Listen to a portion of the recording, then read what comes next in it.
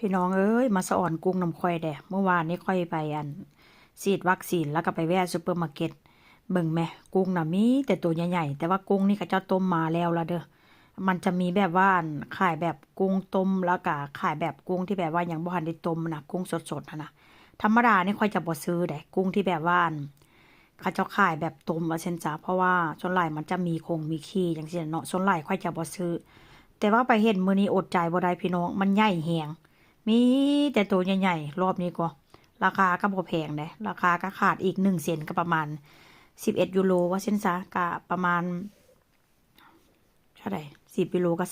350บอกอีก35 บาทประมาณ370 กว่าบาทนี่แหละพี่น้อง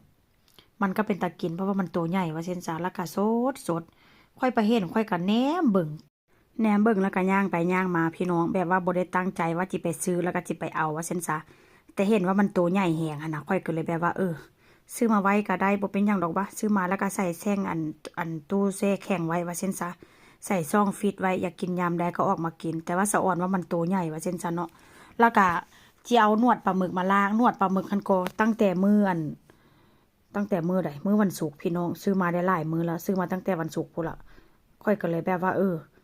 กะจิเอามาล้างแล้วกะจิมาให้ใส่ถุงจะมาใส่ถุงแพ็คใส่ถุงว่าซั่นจ้ะเพราะว่าจะเก็บเข้าตู้แช่แข็งไว้พี่น้อง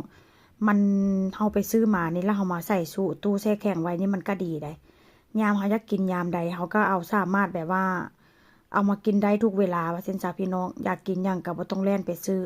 เพราะว่าสิไปซื้อทุกมื้อทุกเว้นมันก็เป็นไปบ่ได้เด้อมันก็ค้านว่าซั่นจ้ะค่อยก็จะมาแพ็คใส่ถุงก็จะเฮ็ดประมาณนี้เด้อพี่น้องทั้งกุ้งต้มแล้วก็ ทางนวดปลาหมึกว่าเช่นซะช่วงนี้ได้ตู้เย็นมาใหม่กะจีเห่อนะเห่อแพ็คของอยู่ของกินแต่ว่าตู้ซองฟินใหญ่ๆ3 ชั้น4 ชั้นก็มีได้ตู้ใหญ่ๆเห็นนะมีตั้ง5 ชั้นพี่น้องแต่ว่ากะเต็มจักเต็มอีหยังเต็มแบบของกินอีลุงตุงนางของแบบเป็นพวกอันอหยังก็พวกผัดที่แบบว่าเฮ็ดจากสวนนั่นนะพี่น้อง แล้วอันนี้ค่อยก็จะเอาแหนมมาแพ็คได้แหนมส้มแหนมไก่นี่นะแหนมไก่ใส่หนังหมูนี่นะก็แล้วละค่อยก็จะมาแพ็คใส่ถุงไว้เอาไว้กินแบบว่าช่วงหน้าหนาวแล้วก็เอาไว้กินในช่วงที่แบบว่าไปเฮ็ดการเฮ็ดงานพี่น้องอยากกินยามใดก็ออกมากินแล้วก็มาทอดว่าเช่นซะ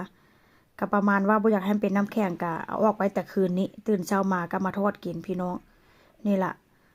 กิจกรรมที่เฮ็ดในมื้อนี้ก็จะเป็นประมาณนี้ มาจากโรงพยาบาลแล้วก็มื้อนี้ก็หมอนัดตรวจอีกได้มื้อนี้ก็ได้ก็